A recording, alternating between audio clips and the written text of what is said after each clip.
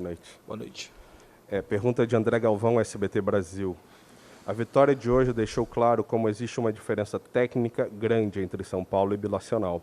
A eliminação da Libertadores foi o resultado da derrota quase que imperdoável no Peru? Passa por essa derrota, sim. Eu acho que a gente teve todas as condições de ganhar. Vale ressaltar que só nós jogamos lá na altitude. A gente não dá para saber como que se comportaria a LDU e o River Plate lá, que é uma altitude meio que desumana. A gente sabe que faz muita diferença. Mas mesmo nessas condições, a gente teve muita chance de ganhar o jogo lá e nós não perdemos por conta da altitude. A gente perdeu porque a gente falhou e nos custou provavelmente a passagem para a segunda fase. Pergunta de Eduardo Afonso, ESPN Brasil. Conquistar o título da Sul-Americana serviria para o clube e a torcida esquecerem a eliminação na fase de grupos? Toda conquista é importante para o São Paulo, não só a Sul-Americana. A gente está agora em 3 competições com chances de ganhar os 3 campeonatos. A gente vai disputar os 3 campeonatos com o intuito de vencê-los. O que a gente precisa é trabalhar duramente para entregar alegria para o torcedor do São Paulo, que está esperando o título já faz muito tempo. Então não é só a Sul-Americana, como a Copa do Brasil e o próprio brasileiro. Pergunta de Thiago Fagnani, da Comebol TV. Esta goleada traz a confiança que o time tanto precisava para o restante da temporada? O futebol é muito cíclico. Essa vitória é importante para a gente dar um passo prático, que era a vaga na Sul-Americana.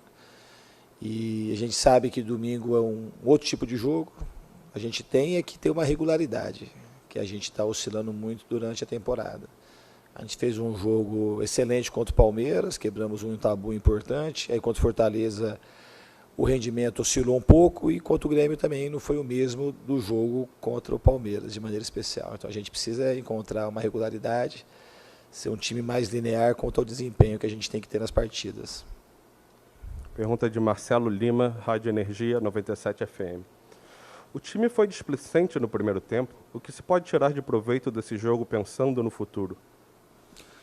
A gente, no primeiro tempo, a gente foi um time mais lento, um pouco mais moroso, concordo com a crítica. No segundo tempo a gente melhorou. Então esse tipo de oscilação faz parte daquilo que a gente tem que corrigir.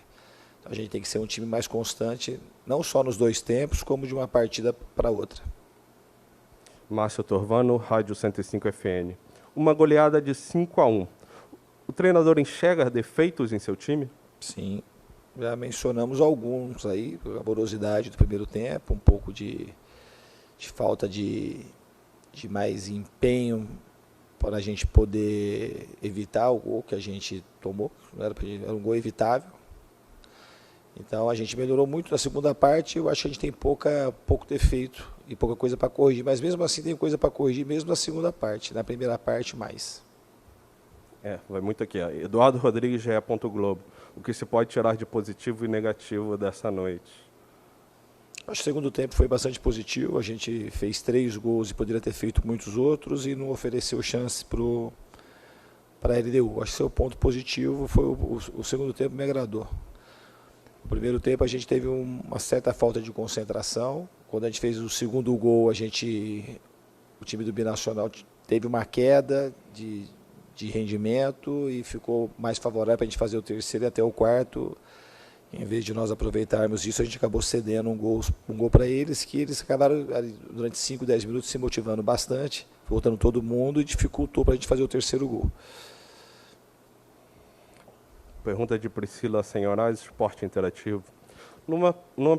Numa temporada apertada e com pouco tempo para recuperação, você usou a maioria dos titulares num jogo onde o time já estava eliminado.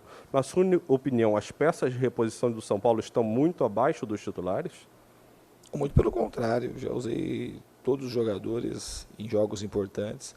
Hoje eu acho que a gente jogou de uma maneira equilibrada, os jogadores que a gente tem para jogar 45, 60 minutos, como alguns jogaram, não vai interferir em nada. Nosso jogo contra o Fortaleza é só no domingo, nós temos 5 dias até o jogo. Então acho que foi muito equilibrado aquilo que aconteceu. Somado a isso, a gente tem alguns jogadores que, por motivos diferentes, não estão. Então, assim, não é que a gente não tem. A gente está ainda sem o Hernanes, sem o Juanfran, hoje sem o Luciano e sem o Lisieiro, que fazia parte, e Igor Vinícius. Então a gente tinha que colocar um time equilibrado no campo e para poder respeitar a competição, respeitar o binacional, respeitar o torcedor. Não é só colocar um time de qualquer maneira, tirar todo mundo e não respeitar o adversário que a gente ia jogar contra. Hoje a gente colocou o melhor time possível para poder ganhar e pensando também no final de semana. Última pergunta de Guilherme Paradella, Rádio CBN. Diniz, gostaria de falar sobre as laterais do time. Qual a avaliação sobre Léo jogando pela esquerda? E você entende que Daniel Alves é mais útil jogando pelo meio do que na direita, mesmo tendo que colocar um jogador para jogar por ali que não é da função? Não, essa pergunta ela já está respondida pelo Daniel jogar por dentro quase sempre comigo. Eu acho que o Daniel é um jogador de qualidade extra série e do jeito que a gente joga no modelo de jogo, ele por dentro ele pega o tempo todo na bola e na lateral direita ele é pouco acionado.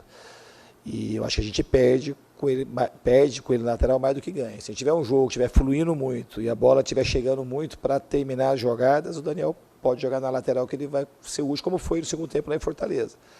Mas a gente colocá-lo na lateral, eu acho que a gente perde com a qualidade dele, a gente não utiliza muito toda a qualidade que ele tem. Fernando, agora realmente a última. Juan Jesús de Depor Moleno de Peru. Toma como una revancha el partido de hoy, tomando en cuenta la derrota sufrida en la primera fecha en Juliaca? Não, absolutamente não. Não tem nada a ver um jogo com o outro. Não foi revanche de nenhuma forma. E só respondendo para dela sobre o Léo Pelé, o Léo é um jogador que jogou bem como zagueiro e hoje jogou bem como lateral. E é um dos grandes jogadores que a gente tem, um jogador versátil. Se mostrou, a gente já sabe que ele é lateral, foi a vida inteira e quando jogou na zaga também ele foi muito bem. Muito obrigado, Fernando Diniz. E é isso, galera. Esse aqui foi mais um vídeo. Deixe seu like e se inscreva no canal.